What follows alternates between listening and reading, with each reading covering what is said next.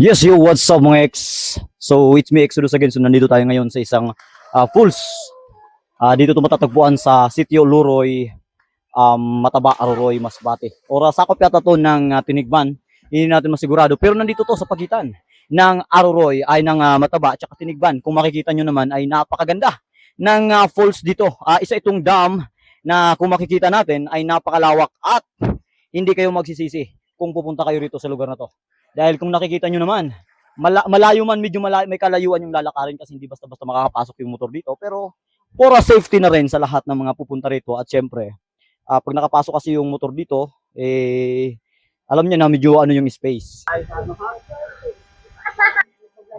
At marami dito, lahat ng nakakapunta rito ay hindi syempre magpapahuli.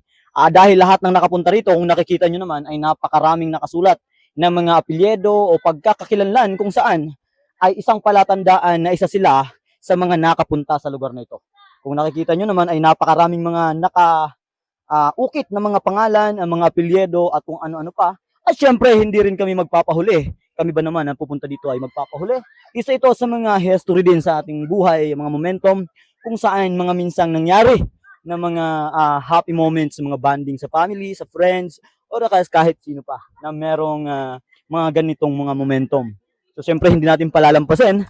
At kung nakikita nyo, ay kami rin ay gumawa ng sarili naming ukit. Ayan. Okay na.